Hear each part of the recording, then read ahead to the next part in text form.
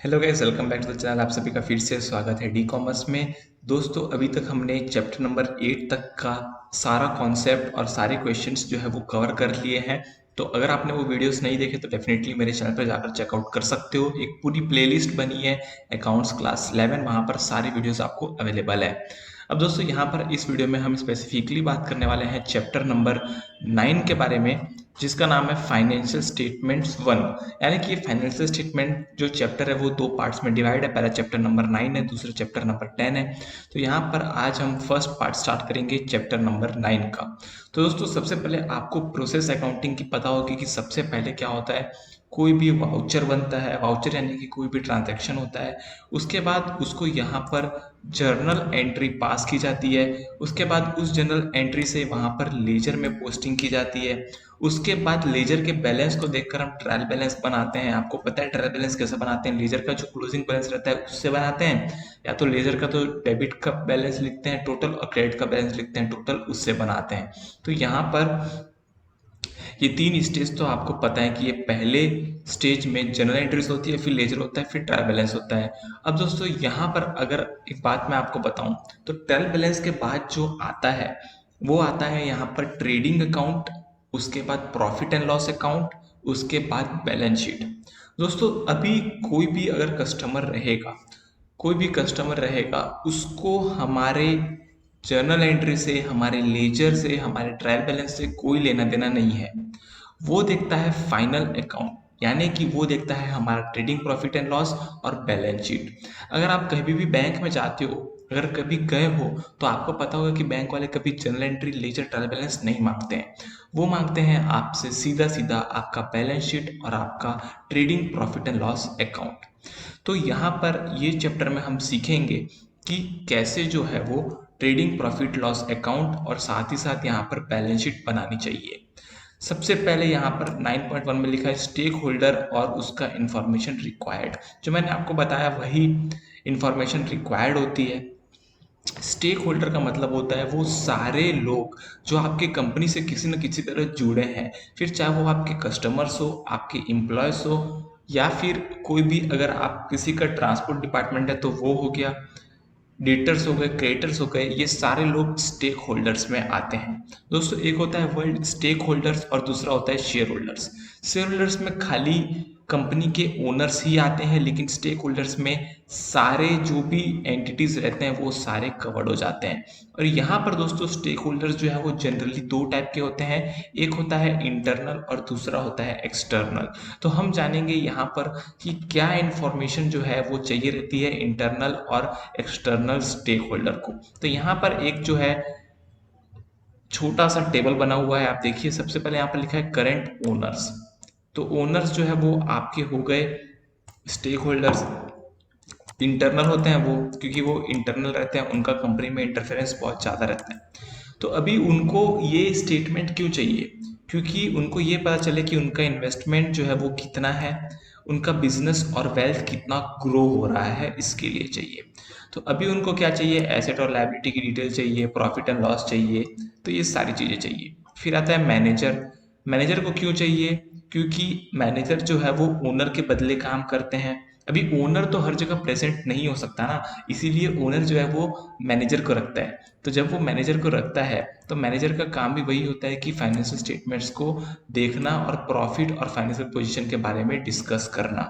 फिर आता है गवर्नमेंट। गवर्नमेंट होता है एक्सटर्नल एंटिटी, वो बिजनेस के अंदर मैनेजमेंट में नहीं आता है। और उसको क्यों चाहिए? क्या आप टैक्स पे कर रहे हो, क्या आप लॉ का फॉलो कर रहे हो, तो रेगुलेटरी पर्पस के लिए चाहिए। वो क्या देखते हैं? वो आपकी प्रॉफिटेबिलिटी देखते हैं, आपका कितना नेट प्रॉफिट हुआ बिफोर टैक्स, आफ्टर टैक्स, वो सारी चीज़ें वो देखते हैं। इसके बाद आते हैं प्रोस्पेक्टिव ओनर, जो कि एक्सटर्नल होते हैं, यानी कि जो आपके बिजनेस में अभी तक इन्वेस्टर नहीं है, लेकिन वो चाहते हैं कि हम फ्यूचर में आपके साथ काम करें और आपको इन्वेस्टमेंट दे। तो ऐसे ओनर को बोलते हैं प्रोस्पेक्टिव ओनर, यानी कि जो फ्यूचर में ओनर बनने वाले हैं वो।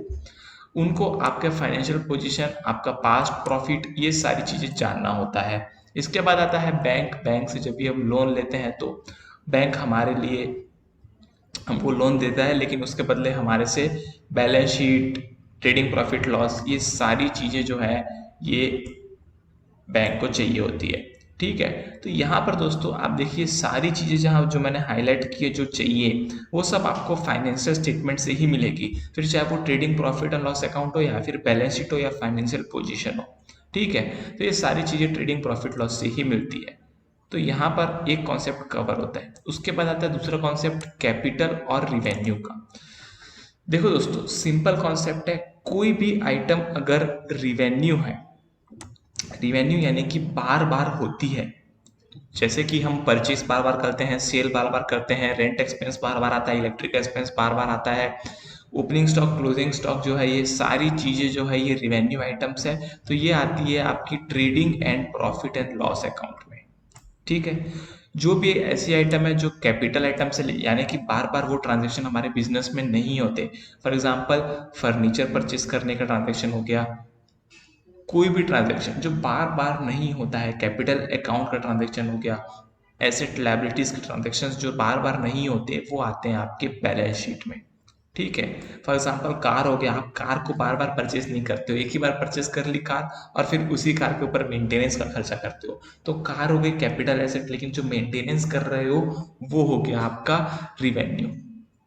ठीक है, इसके बाद आता है एक्सपेंडिचर। एक्सपेंडिचर यानी कि जो भी हम डे टू डे बिजनेस में जो भी एक्सपेंसेस करते हैं वो होता है हमारा एक्सपेंडिचर। अब दोस्तों यहाँ पर अलग अलग जो है एक्सप्लेनेशन दिए गए हैं। फॉर एग्जांपल व्हेनेवर पेमेंट और incurrence of an outlay are made for the purpose other than settlement of existing liability it is called expenditure. यानी कि कोई भी हमारी लायबिलिटी है उसको पे ऑफ करने के बदले जो भी और हमारे एक्सपेंसेस होते हैं, जो भी हमारा कैश आउटफ्लो होता है उसको एक्सपेंडिचर माना जाता है, ऐसा यहाँ पर लिखा है। एक्सपेंडिचर में क्या क्या आता है, सैलरी, टेलीफोन, जितने भी खर्चे होते हैं वो सारे एक्सपेंडिचर के अंदर आ जाते हैं। ठीक है दोस्तों, अब यहाँ पर दो टाइप के एक्सपेंडिचर होते हैं, एक होता है कैपिटल एक्सपेंडिचर, एक होता है रिवेन्यू एक्सपेंडिचर। जो एक्सपेंडिचर ज़्यादा नहीं होता है वो कैपिटल नेचर का होता है, जो बार बार होता है वो रिवेन्यू नेचर का होता है। सिंपल कॉन्सेप्ट है। अब देखिए यहाँ पर कोई पॉइंट्स दिए गए हैं जिससे आप कैपिटल एक्सपेंडिचर और रिवेन्यू एक्सपेंडिचर को अलग अलग कर सकते हो। फॉर एग्जाम्पल कैपिटल एक्सपेंडिचर आपकी अर्निंग कैपेसिटी बढ़ाता है, लेकिन रिवेन्यू एक्सपेंडिचर उसको मेंटेन करता है। यानी कि अगर आप कोई एसेट खरीदोगे तो आपकी अर्निंग कैपेसिटी बढ़ेगी, और अगर आप किसी एसेट को मेंटेन करोगे तो आपकी अर्निंग कैपेसिटी भी मेंटेन होगी। वही बात यहाँ पर की गई है। उसके बाद कैपिटल एक्सपेंडिचर फिक्स्ड एसेट के लिए होता है और revenue expenditure day to day expenses के लिए होता है, ये तो हमें पता ही है। फिर revenue expense is generally recurring in nature, यानी कि बार बार होता है। कैपिटल एक्सपेंडिचर नॉन रिकरिंग, यानी कि एक साल में एक या दो बार होता है। कैपिटल एक्सपेंडिचर का benefit more than one accounting year रहता है, क्योंकि अगर आप कार खरीद रहे हो तो एक अकाउंटिंग ईयर के लिए नहीं, कम से कम 10 अकाउंटिंग ईयर के लिए वो कार आपकी चलेगी, तो वो more than one accounting year के लिए होता है। लेकिन जो रिवेन्यू एक्सपेंडिचर होता है ना वो आपका वन अकाउंटिंग ईयर के लिए होता है। फॉर एग्जांपल रेंट हो गया, इलेक्ट्रिसिटी बिल हो गया, ये सारी चीजें। फिर capital expenditure subject to depreciation होता है, यानी कि उसमें डेप्रिसिएशन लगता है। फॉर एग्जांपल एसेट्स हो गई आपकी।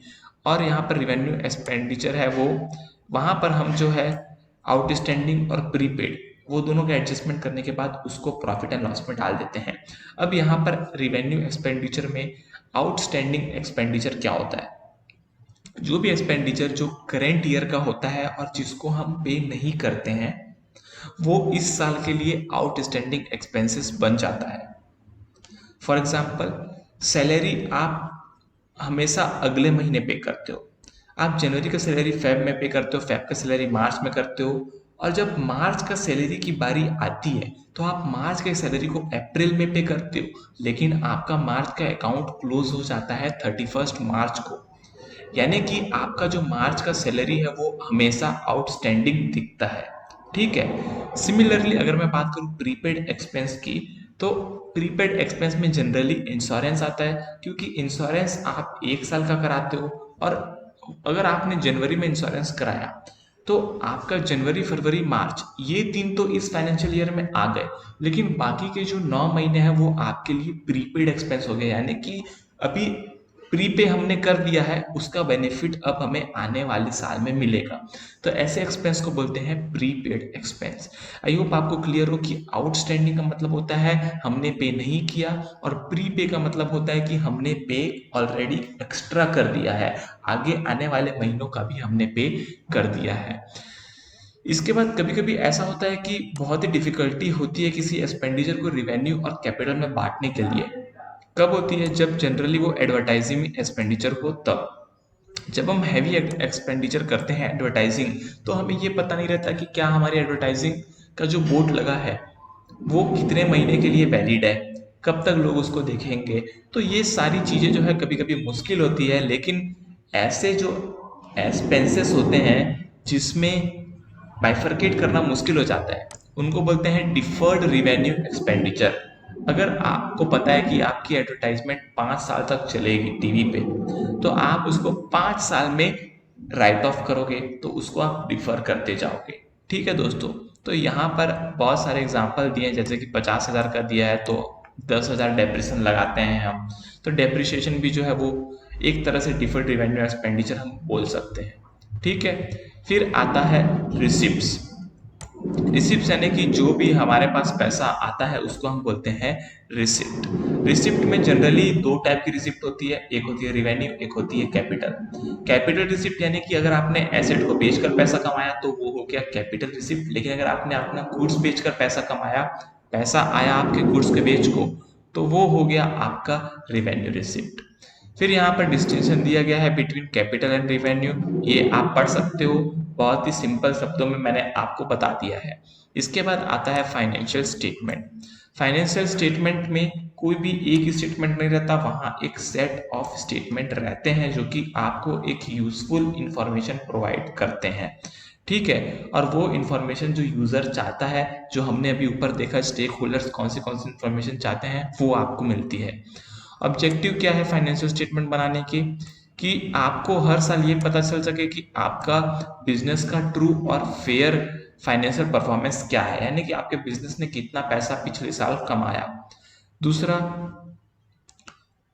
To present true and fair view of the financial position, यानी कि ये बात कर रहा है आपके बैलेंस शीट से आपका पोजीशन क्या है, आपके एसेट का पोजीशन क्या है, आपके लायबिलिटी का पोजीशन क्या है, ये आप पता लगा पाओ इसीलिए। और दोस्तों इसीलिए यहाँ पर दो टाइप के अकाउंट बनते हैं, एक बनता है trading and profit and loss account, जो कि होता है आपका true and fair view for financial performance के लिए, और दूसरा होता है बैलेंस शीट, जो कि आपका फाइनेंशियल पोजीशन को डिपिक्ट करता है।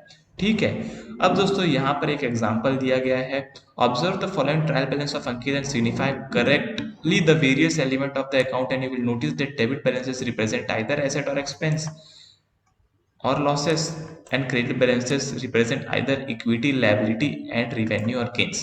दोस्तों आपको एक बात ऑलरेडी पता है कि जो भी हमारा एसेट का अकाउंट होता है, एक्सपेंसेस का अकाउंट होता है, या तो लॉसेस का अकाउंट होता है, ये तीनों के बैलेंस हमेशा डेबिट होते हैं। और जो भी हमारा इनकम होता है, जो भी हमारा लायबिलिटी होता है या फिर कैपिटल होता है, और जो भी हमारा यहाँ पर इसके अलावा और क्या बच गया, capital, equity, liability, revenue, gain, तो ये चीजें जो है वो हमेशा क्रेडिट होती हैं।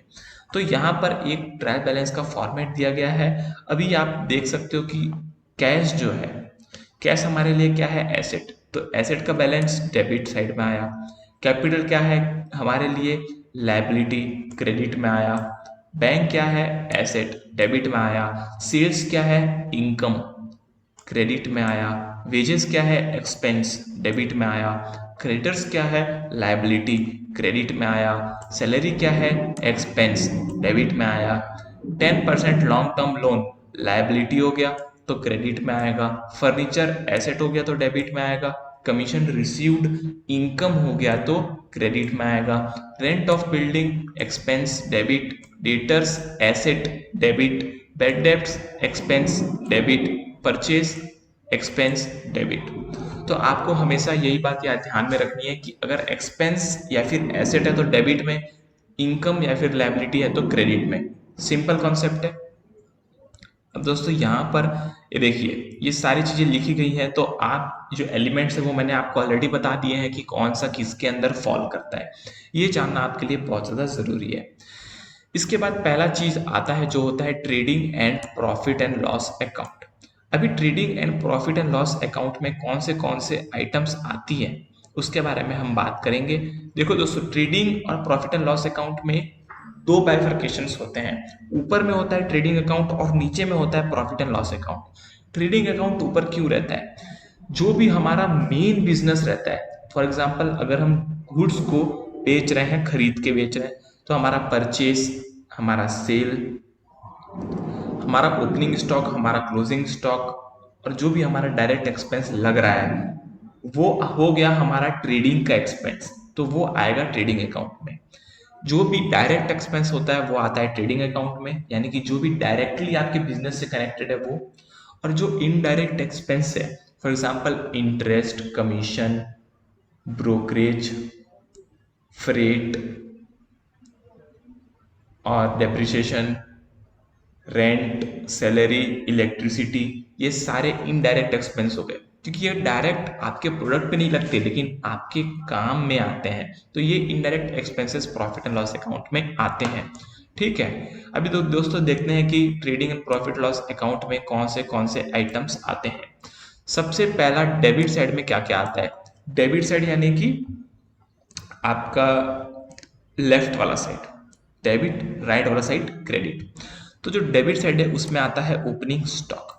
ओपनिंग स्टॉक का मतलब ये है कि आपने पिछले साल बिजनेस किया था तो 31 मार्च को आपके पास कितना सामान बच गया था, उस सामान को हम कैरी फॉरवर्ड करेंगे अगले साल। पिछले साल जितना सामान बचा था वो पिछले साल का क्लोजिंग स्टॉक हो गया और वो इस साल अगर आएगा तो ओपनिंग स्टॉक में आएगा, क्योंकि ट्रेडिंग अकाउंट में हमें ये तो बताना पड़ेगा ना कि हमारे पास इस साल के शुरुआत में कितना स्टॉक पहले से पड़ा हुआ था, तो उसको बोलते हैं ओपनिंग स्टॉक, जो कि बिगिनिंग ऑफ द ईयर में रहता है, जो कि पिछले साल से उठ कर आया होता है। ठीक है, फिर आता है यहाँ पर परचेस लेस रिटर्न।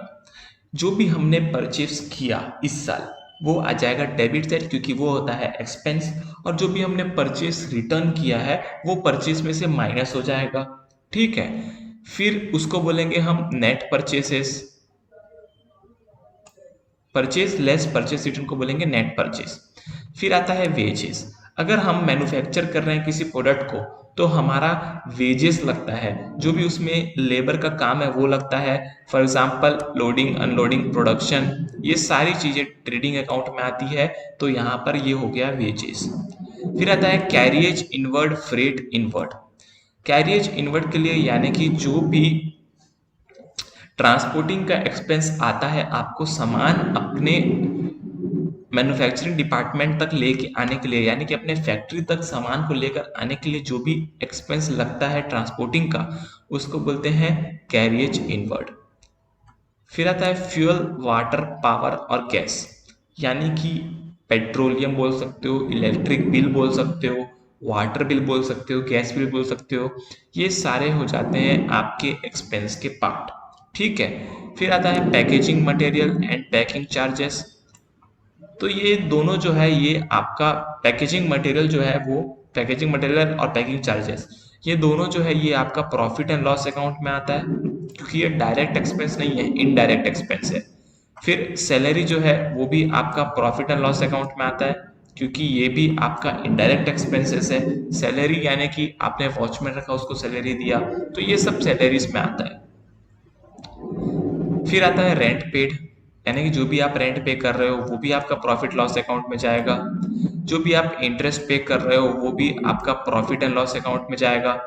जो भी कमीशन पे कर रहे हो, कमीशन यानी कि आपने सेल्स एजेंट रखा है तो आप उसको कमीशन देते हो, वो भी आपका प्रॉफिट एंड लॉस अकाउंट में जाएगा। ठीक है, इसके बाद अगर आप रिपेयर कर रहे हो तो प्रॉफिट एंड लॉस अकाउंट में आएगा। और मिसलेनियस एक्सपेंसेस, यानी कि जो भी छोटे मोटे चाय पानी के खर्चे होते हैं वो सब आते हैं मिसलेनियस एक्सपेंस में, जिसको आप सन्ड्री एक्सपेंसेस या फिर ट्रेड एक्सपेंस भी बोल सकते हो। ये सभी आइटम्स होती है आपकी डेबिट साइड में, यानी कि आपके खर्चे की साइड में। अब ट्रेडिंग और प्रॉफिट लॉस के अकाउंट में क्रेडिट साइड में आता है, ट्रेडिंग अकाउंट में आता है सेल्स लेस रिटर्न। जो भी हम सेल करते हैं जिसमें से सेल्स रिटर्न को माइनस कर देते हैं वो आता है क्रेडिट साइड में।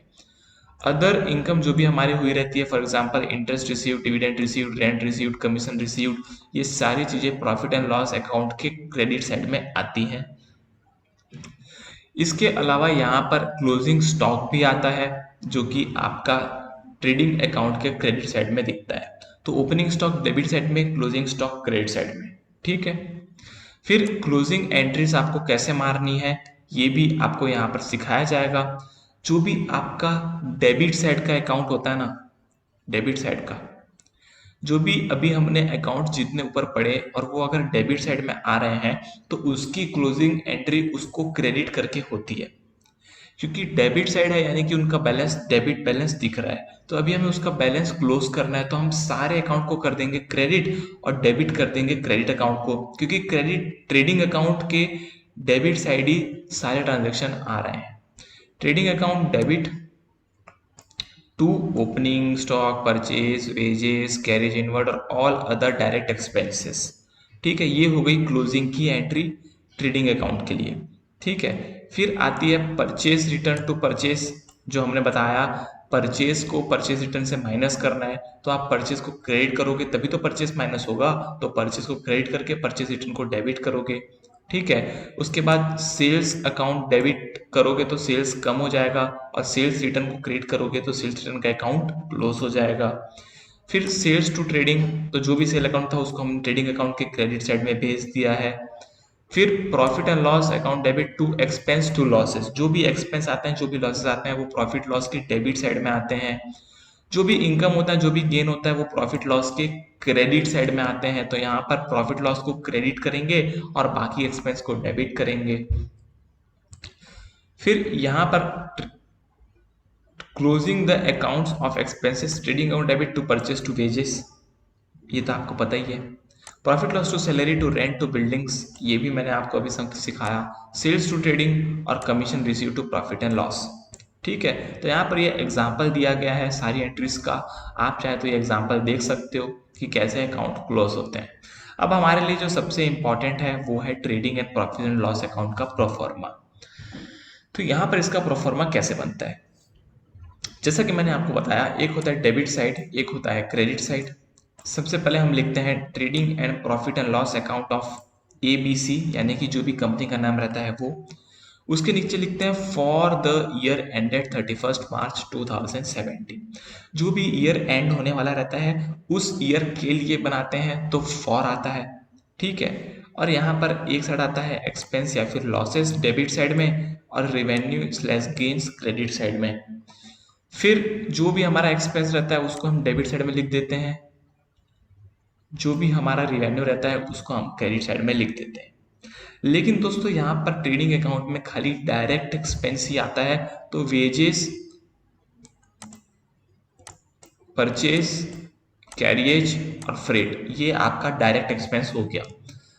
तो ये ट्रेडिंग अकाउंट में सेल्स में से ओपनिंग स्टॉक को माइनस करते हैं, परचेज, वेजेस, कैरियज और फ्रेट को माइनस करने के बाद जो भी आपका बैलेंस आता है उसको बोलते हैं ग्रॉस प्रॉफिट। ग्रॉस प्रॉफिट यानी कि ग्रॉस हमारा प्रॉफिट इतना आया, हमने खाली ट्रेडिंग करके इतना प्रॉफिट कमाया है।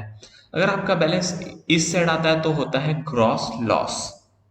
ठीक है, तो यहाँ पर ग्रॉस प्रॉफिट आया यहाँ पर, तो इसको हम कैरी फॉरवर्ड करके ले जाते हैं यहाँ पर। ग्रॉस लॉस आता है तो इसको कैरी फॉरवर्ड करके ले जाते हैं यहाँ पर। यहाँ से यहाँ आता है, क्रॉस आता है ना, क्रॉस। जब हम कैरी फॉरवर्ड करते हैं किसी भी लेजर को तो क्रॉस कैरी फॉरवर्ड करते हैं ना। अगर यहाँ बैलेंस आता है तो यहाँ ओपनिंग लिखते हैं, तो यहाँ ग्रॉस प्रॉफिट आया तो यहाँ पर ग्रॉस प्रॉफिट को लिख दिया। अभी जो भी इनडायरेक्ट इनकम होती है जैसे कि इंटरेस्ट, डिविडेंड, वो सारी इनकम जो आपकी सेल से नहीं होती है वो आ जाती है आपकी क्रेडिट साइड में। जो भी इनडायरेक्ट एक्सपेंसेस होते हैं, rent, salary, repairs, bad debts, ये सारे आ जाते हैं आपके प्रॉफिट एंड लॉस अकाउंट के डेबिट साइड में। फिर आपका जो बचता है वो बनता है नेट प्रॉफिट, जिसको हम कैपिटल अकाउंट में ट्रांसफर कर देते हैं।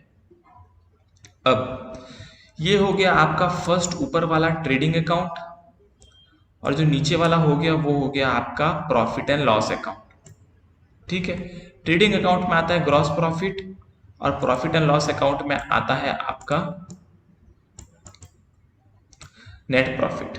ठीक है, तो यहां पर ये बात आपको ध्यान में रखनी है, और एक बात ये ध्यान में रखनी है आपको कि जो भी नेट प्रॉफिट आता है उसको हम कैपिटल अकाउंट में ट्रांसफर करते हैं। इसका मतलब क्या हुआ? इसका मतलब ये हुआ कि अगर मैं 10 लाख रुपए लेकर आया था अपने बिजनेस में, तो मैंने 10 लाख रुपए का कैपिटल रिकॉर्ड किया था। पूरे साल मैंने बिजनेस किया और मैं 1 लाख रुपए मेरा नेट प्रॉफिट बचा। तो अब मेरा कैपिटल कितना हो गया? 10 लाख जो मैं लेकर आया था वो, प्लस 1 लाख जो मैंने प्रॉफिट कमाया वो 11 लाख। इसीलिए जो है हम नेट प्रॉफिट को ट्रांसफर करते हैं कैपिटल अकाउंट में, ताकि हमारा कैपिटल बढ़ जाए। ठीक है। फिर आता है ग्रॉस प्रॉफिट और नेट प्रॉफिट का कॉन्सेप्ट, जो कि मैंने आपको बताया कि ट्रेडिंग अकाउंट में ग्रॉस प्रॉफिट रहता है जहां पर डायरेक्ट इनकम डायरेक्ट एक्सपेंस आता है। नेट प्रॉफिट आता है इनडायरेक्ट इनकम इनडायरेक्ट एक्सपेंसेस के बाद। तो यहाँ पर लिखा गया है कि डायरेक्ट एक्सपेंस का मतलब क्या होता है? जो भी आपके बिजनेस से डायरेक्टली कनेक्टेड होते हैं एक्सपेंसेस, उनको बोलते हैं डायरेक्ट एक्सपेंसेस। सिमिलरली यहाँ पर मैं बात करूँ तो gross profit is equal to sales minus purchase plus direct expenses, ऐसा हम बोल सकते हैं। क्योंकि देखो, सेल्स क्रेडिट साइड में रहती है, एक्सपेंसेस डेबिट साइड में रहते हैं। तो जब भी हम सेल्स में से माइनस करते हैं परचेज को और उसमें से डायरेक्ट एक्सपेंस को माइनस कर देते हैं, तो आ जाता है हमारा ग्रॉस प्रॉफिट। ठीक है। फिर नेट प्रॉफिट निकालना है तो नेट ग्रॉस प्रॉफिट को कैरी फॉरवर्ड करते हैं, तो ग्रॉस प्रॉफिट प्लस जो भी अदर इनकम होती है क्रेडिट साइड की वो माइनस इनडायरेक्ट एक्सपेंस करते हैं, तो आ जाता है हमारा नेट प्रॉफिट। फिर हमारी प्रॉफिट एंड लॉस की एंट्रीज, क्लोजिंग एंट्रीज। अगर हमको प्रॉफिट हुआ तो profit and loss account debit to capital account, और अगर हमको लॉस होता है तो capital account debit to profit and loss account. Capital को बढ़ाना है कब? जब हमें प्रॉफिट हुआ है तब, तो कैपिटल को कर देंगे क्रेडिट। जब भी हमें लॉस होता है तो हमें कैपिटल को कम करना है, तो हम कैपिटल को कर देते हैं डेबिट। इसीलिए ये एंट्री यहाँ पर फॉर्म होती है। फिर दोस्तों यहाँ पर एक एग्जाम्पल दिया गया है, आप देखिए, sales minus purchase minus wages gross profit आ गया। फिर हमने ग्रॉस प्रॉफिट को यहाँ पर कैरी फॉरवर्ड कर लिया, अदर इनकम को प्लस किया और सैलरी रेंट और पेड डेब्ट को माइनस किया, तो आपका नेट प्रॉफिट बच गया, जिसको हमने कैपिटल अकाउंट में डाल दिया। सिंपल है। ग्रॉस प्रॉफिट का formula sale minus purchase minus wages, net profit का formula gross profit plus other income minus indirect expenses. तो वही चीज आपको यहां पर सिखाई गई है। Prepare trading account. आपको सबसे पहले इलस्ट्रेशन नंबर 1 में ट्रेडिंग अकाउंट बनाना है। तो आपको ट्रेडिंग अकाउंट कैसे बनाना है आपको पता ही है। जो भी इनकम होगी क्रेडिट साइड में, जो भी एक्सपेंस होंगे डेबिट साइड में। तो यहाँ पर देखिए, सेल्स 2,70,000 क्रेडिट साइड में आ गया। ओपनिंग स्टॉक डेबिट साइड में आता है 37,500। परचेज 1,05,000 डेबिट साइड में आता है। वेजेस 30,000 डेबिट साइड में आता है। तो आपका जो बैलेंस बच गया 2,70,000 माइनस 37,500 माइनस 1,05,000 माइनस 30,000, तो आपका बचा ग्रॉस प्रॉफिट 97,500 और आपका ट्रेडिंग अकाउंट बन गया। फिर आते हैं इलस्ट्रेशन नंबर 2 में, जहां पर बात करता है ट्रेडिंग अकाउंट बनाना है हमको। ओपनिंग स्टॉक दिया है 50,000, किस साइड आएगा? डेबिट साइड आएगा 50,000। परचेज दिया है 1,10,000 और रिटर्न इनवर्ड यानी कि होता है सेल रिटर्न।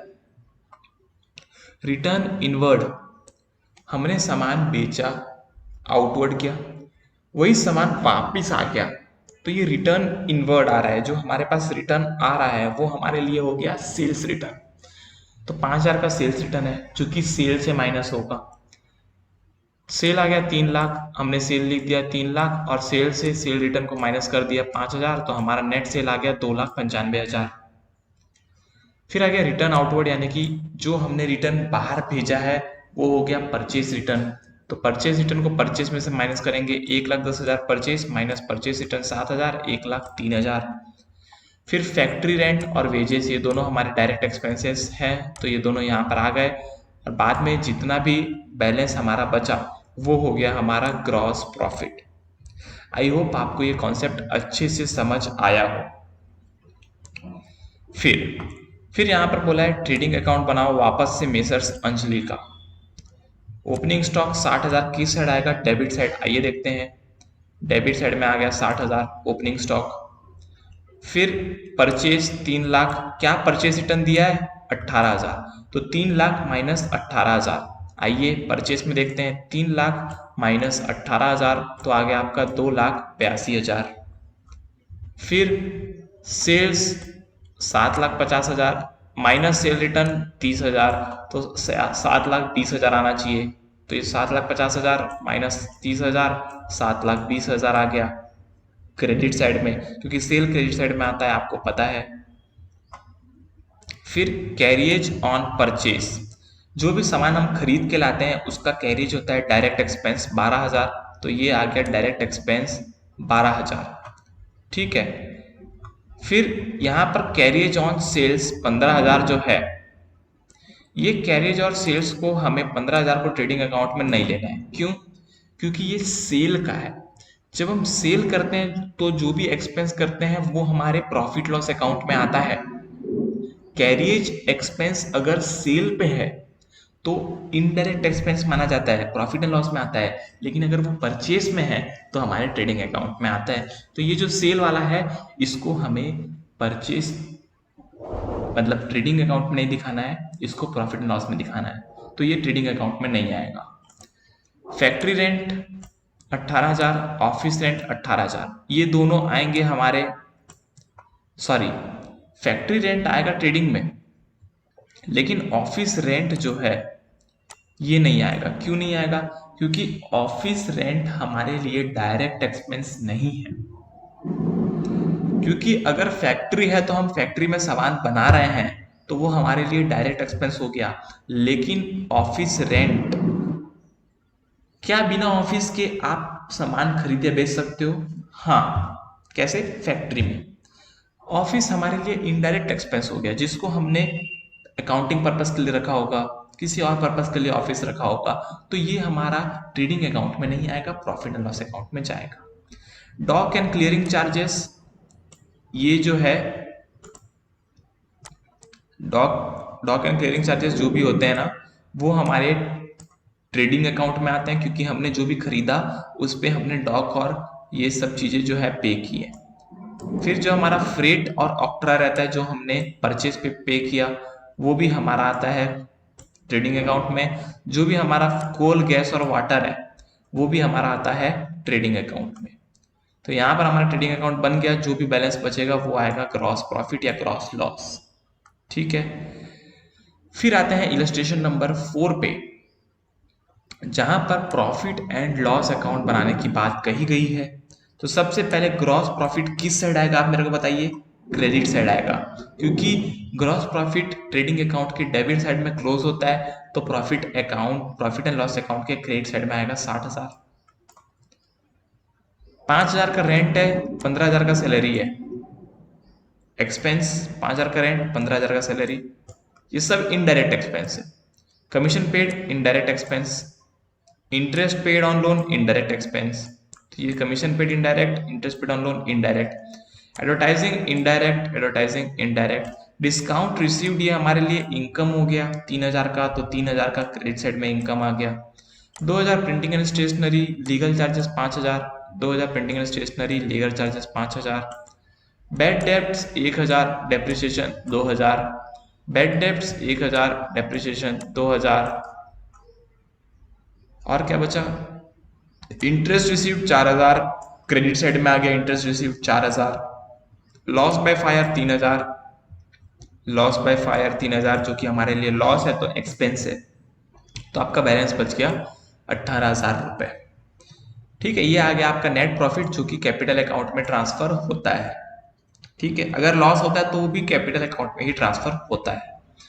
इसके बाद यहाँ पर एक नया कॉन्सेप्ट आता है जिसको बोलते हैं cost of goods sold and closing stock, trading account revisited. देखो, COGS यानी कि कॉस्ट ऑफ गुड्स सोल्ड, इसका हिंदी में अगर मैं मतलब निकालूं तो जो हमने सामान बेचा उसका प्राइस कितना था। तो हम कैसे निकालेंगे कि जो हमने सामान बेचा उसका प्राइस कितना था?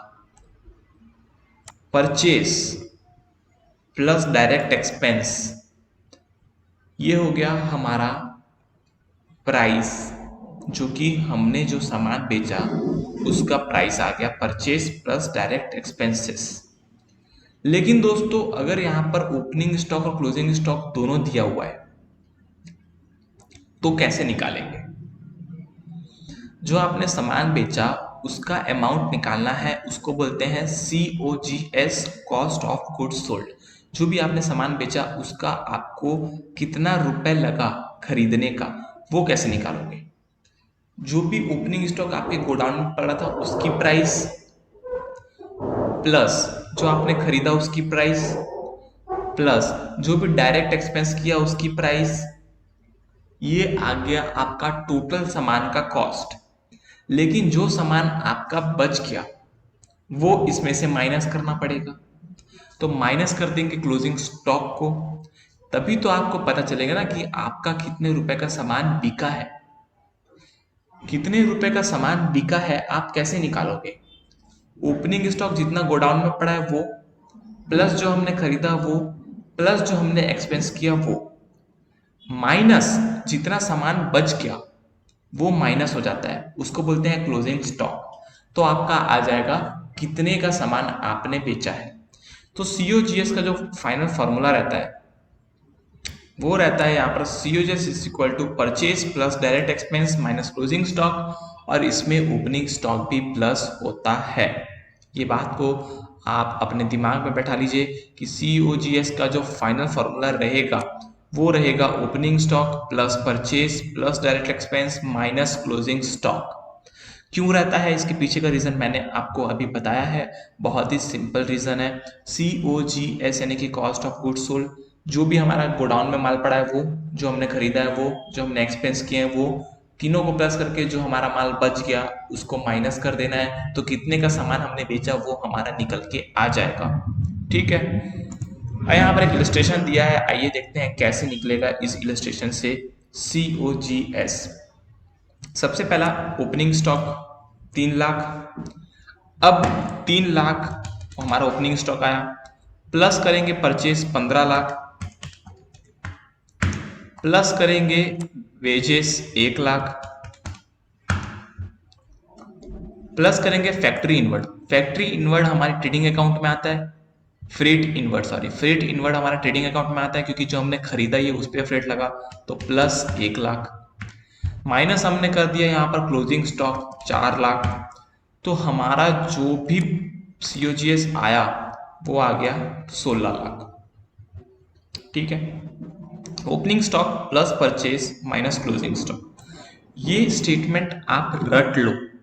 अगर आप कितने भी अपर लेवल की स्टडी करोगे, class 12th, B Com first, B Com second, B Com third, CA intermediate, CA final, CS executive, CS final, CMA executive, CMA final, हर जगह COGS का फॉर्मूला सेम होता है।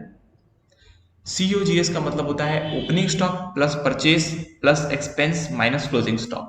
इसको रट लो, रटने की जरूरत नहीं, मैंने आपको कॉन्सेप्ट से समझाया है तो आप कॉन्सेप्ट से समझ लो। ठीक है, ये होता है COGS। ट्रेडिंग अकाउंट बनाओगे तो आपका sales, closing stock, opening, purchase, freight, wages, तो आ गया आपका नेट प्रॉफिट। ठीक है, फिर आ गया यहाँ पर इलस्ट्रेशन नंबर 6, जहां पर हमें ट्रेडिंग और प्रॉफिट एंड लॉस अकाउंट बनाना है। क्या हम trading and profit and loss account बना सकते हैं? जी हाँ, बना सकते हैं। आइए बनाते हैं। सबसे पहले ट्रेडिंग अकाउंट के क्रेडिट साइड में क्या आता है? सेल्स। आइए सेल्स ढूंढते हैं। 4200, 4200। फिर ट्रेडिंग अकाउंट के क्रेडिट साइड में क्या आता है? Closing stock 4500, closing stock 4500। अब आते हैं डेबिट साइड में, जहां पर चालू होता है हमारा ओपनिंग स्टॉक 8000, ओपनिंग स्टॉक 8000, हमारा purchase 22000, purchase 22000, purchase expense 2500, purchase expense 2500, salary and wages indirect expense, advertisement indirect, bad डेप्ट indirect, rent indirect, discount allowed indirect, commission paid indirect, sales expense indirect, repairs indirect. ये सारे जो है ये indirect expense है, यानी कि ट्रेडिंग अकाउंट के सारे आइटम्स आ चुके हैं। आइए इसका बैलेंस निकालते हैं। तो बैलेंसिंग फिगर आएगा 14,000 जो कि होगा ग्रॉस प्रॉफिट। फिर इस ग्रॉस प्रॉफिट को कैरी फॉरवर्ड करेंगे प्रॉफिट एंड लॉस अकाउंट में, और फिर ये सारे जो एक्सपेंस है, सैलरी, एडवर्टाइजमेंट, रेंट, ये सारे को हम लिखेंगे डेबिट साइड में।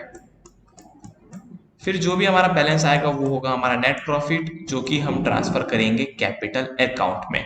तो ये बन गया हमारा trading and profit and loss account. ठीक है,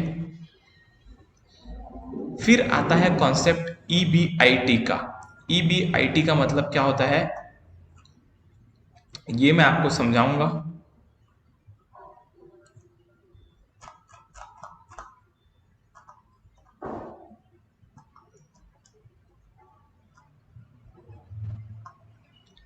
ईबीआईटी का मतलब है earning before interest and tax.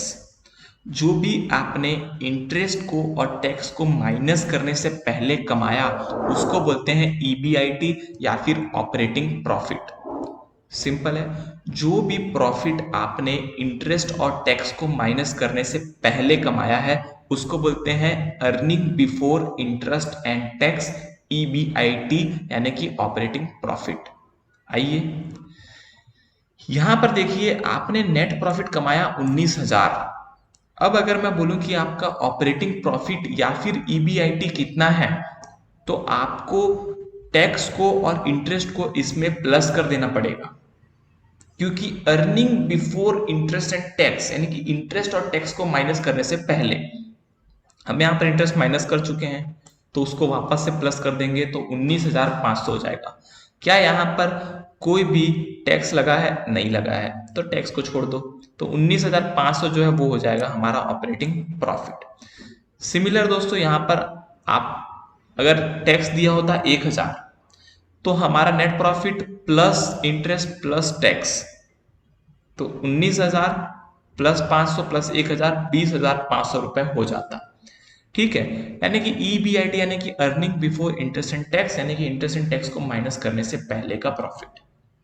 ठीक है, ईबीआईटी ऑपरेटिंग प्रॉफिट बोलते हैं इसको। ये भी आपका हर हायर स्टडीज में आएगा, चाहे आप सीए फाइनल करें, सीएस फाइनल करें, सीएमए फाइनल करें, हर जगह ये चीज आएगी। ठीक है, फिर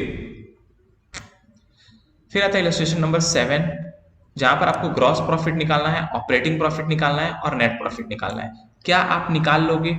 जी हाँ, हम निकाल लेंगे। आइए निकाल के देखते हैं। सेल्स कहां जाएगा? ट्रेडिंग अकाउंट में 75,250। परचेस ट्रेडिंग अकाउंट में 32,250। ओपनिंग स्टॉक ट्रेडिंग अकाउंट में 7,600। सेल्स रिटर्न सेल में से माइनस होगा, परचेस रिटर्न में से माइनस होगा, सेल्स रिटर्न सेल्स में से माइनस होगा, परचेस रिटर्न में से माइनस होगा। Rent indirect expense, stationery and printing indirect, salary indirect. Rent indirect, stationery indirect, salary indirect, यानी कि प्रॉफिट लॉस में गया। Miscellaneous profit loss, travelling profit loss, advertisement profit loss. Miscellaneous profit loss, travelling profit loss, advertisement profit loss. Commission paid profit loss, office expense profit loss. Commission paid profit loss, office expense profit loss. अब जो wages है वो trading account में आते हैं, मैंने आपको पहले बताया था। तो वेजेस जो है वो ट्रेडिंग अकाउंट में आएगा 26,000। Profit on sale of investment हमारी अदर इनकम 500 रुपए।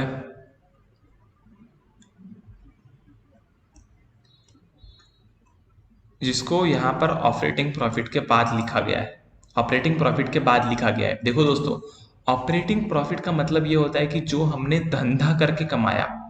क्या हमने ये profit on sale of investment धंधा करके कमाया? नहीं, धंधा करके नहीं कमाया है, हमने अपनी एसेट को बेच के कमाया है। तो वो यहाँ पर धंधे में ऑपरेटिंग प्रॉफिट में नहीं आएगा। डेप्रिसिएशन आएगा ऑपरेटिंग प्रॉफिट में, हाँ डेप्रिसिएशन आएगा। Dividend on investment operating profit में नहीं आएगा, तो उसको ऑपरेटिंग प्रॉफिट के बाद लिखेंगे। Loss on sale of old furniture, ये भी हमारा ऑपरेटिंग प्रॉफिट के बाद आएगा 300 रुपए। क्लोजिंग स्टॉक 8000 जो कि हमारे ट्रेडिंग अकाउंट में आएगा। तो सबसे पहले हम ट्रेडिंग अकाउंट का बैलेंसिंग फिगर निकालेंगे जो कि आएगा 39,800 ग्रॉस प्रॉफिट। उसको हम कैरी फॉरवर्ड करेंगे 39,800 को ऑपरेटिंग प्रॉफिट के लिए। फिर हम यहाँ पर सब चीज माइनस करेंगे, खाली टैक्स, इंटरेस्ट और जो भी इनकम हमारे बिजनेस से नहीं हुई है और जो भी लॉस हमारे बिजनेस से नहीं हुए हैं उसको हम यहाँ पर नहीं लिखेंगे। तो हमारा जो बैलेंस आएगा वो आएगा ऑपरेटिंग प्रॉफिट। फिर हम ऑपरेटिंग प्रॉफिट को कैरी फॉरवर्ड करेंगे और जो भी हमारा इनडायरेक्ट इनकम या इनडायरेक्ट एक्सपेंस है, जो लॉस है जो हमने बिजनेस से नहीं कमाया या जो प्रॉफिट है जो हमने बिजनेस से नहीं कमाया वो लिखेंगे। जो भी इंटरेस्ट होगा, जो भी टैक्स होगा उसको लिखेंगे और फिर हमारा आ जाएगा नेट प्रॉफिट। ठीक है दोस्तों, यहाँ पर हम इस वीडियो को समाप्त करेंगे। यहाँ पर हमने पूरा आपको ट्रेडिंग और profit and loss account explain कर दिया है। अगर आपको वीडियो अच्छा लगा तो लाइक करिए, अपने दोस्तों के साथ शेयर करिए और दोस्तों चैनल को सब्सक्राइब जरूर करिएगा क्योंकि हम ऐसे ही वीडियोस आपके लेकर आते रहते हैं। अगले वीडियो में मिलते हैं बैलेंस शीट के साथ। आज के लिए इतना ही। जय हिंद, वंदे मातरम।